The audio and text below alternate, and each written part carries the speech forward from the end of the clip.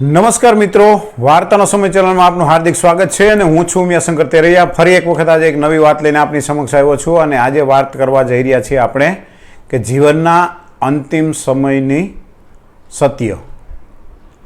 હવે આપણે આજે જે વાત કરવા જઈ રહ્યા છીએ ને એ જીવનના અંતિમ સમય એટલે કે જ્યારે માણસને મૃત્યુ સામે પોતાને દેખાતું હોય ત્યારે કેવી પરિસ્થિતિ હોય છે. હવે આપણે સામાન્ય રીતે માણસો છીએ તો શું કે ભાઈ દરેક જગ્યાએ કોઈ માણસ મૃત્યુ પામતો હોય તો અહીંયા આજુબાજુમાં આંટા મારતા નથી હોતા અથવા તો આપણને એટલો અનુભવ નથી હોતો. પણ આપણે આજે જે વાત કરવા જઈ રહ્યા છીએ એક એવા ડૉક્ટર સાહેબને મળવાનું થયું કે જેણે લગભગ 30 થી 35 વર્ષ જેવી તબીબી સેવાઓ આપી અને એના જે અનુભવની એણે વાત કરીને એના વિશે વાત કરવા જઈ રહ્યા છીએ.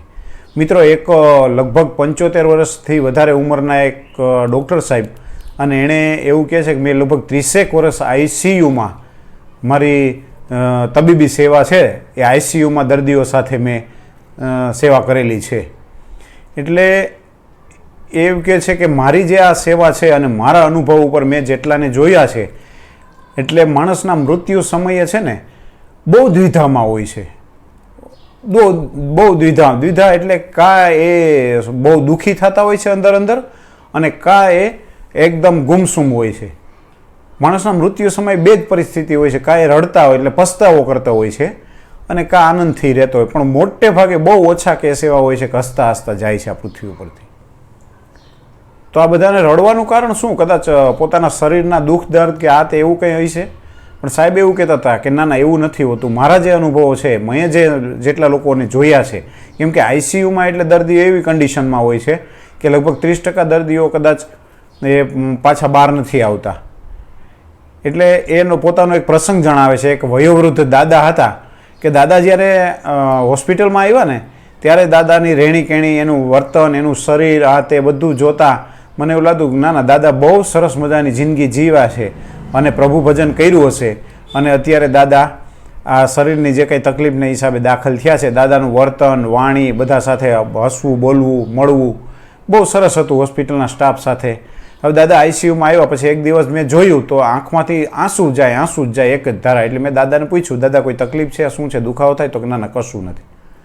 તો આ દુઃખી થવાનું કારણ શું? મેં થોડોક પાસે રોકાઈ, દાદાની બાજુમાં બેઠો, દાદાને સાંત્વના આપી અને દાદાને પોતાપણું લાગે એવી રીતે મેં પૂછ્યું કે તમારે કંઈ દીકરા વહુને અથવા તમારા ધર્મપત્નીને કોઈને મળવું છે? એટલે દાદાએ ના પાડી કે ના. એટલે કીધું તો કેમ દાદા, કોઈ યાદ આવે છે? શું કામ દુઃખી થાવ છો? એટલે દાદા એવું કીધું કે યાદ તો ઘણું બધું આવે છે સાહેબ, પણ હવે કોને બોલાવવા? એટલે સાહેબ એવું કીધું સહજતાથી મેં કીધું તમે કયો એને બોલાવી દઈએ. એટલે ડૉક્ટર સાહેબ એવું કીધું કે દાદાએ મને એવો જવાબ આપ્યો મિત્રો કે ખરેખર આપણે સાંભળવા જેવો છે. દાદા એવું કીધું કે એક સમયે આ શરીર યુવાન હતું અને આ એટલું બળવાળું શરીર હતું, એટલું તાકાતવાળું શરીર હતું કે તાકાતના અને બળના અહમમાં ઘણાને મેં હેરાન કર્યા છે.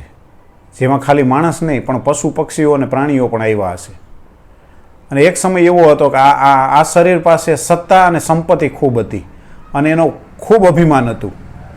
એટલે મેં ના કરવાના તમામ કામ કર્યા છે અને ત્યારે કદાચ મને કોઈ રોકવાવાળું નહોતું ને કદાચ રોકવાવાળું હશે તો હું રોકાવ એમ નહોતો. પણ અત્યારે જે કાંઈ જીવનના કર્મો કર્યા છે ને એની મને રીલ ચડી છે, પટ્ટી છે, પિક્ચરની ઘોડે બધું સામે દેખાય છે. એટલે દાદાએ ડૉક્ટર સાહેબને એવું કીધું કે કોને બોલાવવું? હવે તો મારી આગળ એવો સમય નથી રહ્યો કે એ લોકોને બોલાવીને હું માફી માગું. શું કીધું? હવે તો મારી આગળ એવો સમય નથી રહ્યો કે હું એને બોલાવીને માફી માગું. એટલે અત્યારે ફક્ત ને ફક્ત મારી પાસે કાંઈ હોય ને તો પસ્તાવો કરવા સિવાય કોઈ વસ્તુ છે નહીં. મેં ખૂબ મેળવ્યું છે, ખૂબ કમાણો છું, ખૂબ જીવવો છું, પણ જે મેળવવું જરૂરી હતું, જે જીવવું જરૂરી હતું, જેના માટેથી જીવવું હતું અને જેવું જીવવાનું હતું એવું નથી જીવવું. જે નહોતું મેળવવાનું એ મેળવું છે, જે રસ્તેથી નહોતું મેળવવાનું એ રસ્તેથી મેળવું છે અને જેના માટે મેળવવાનું હતું એના માટે ન મેળવું, બીજા માટે મેળવું. એટલે એ બધી વસ્તુ અત્યારે મને નજર સામે દેખાય છે સાહેબ.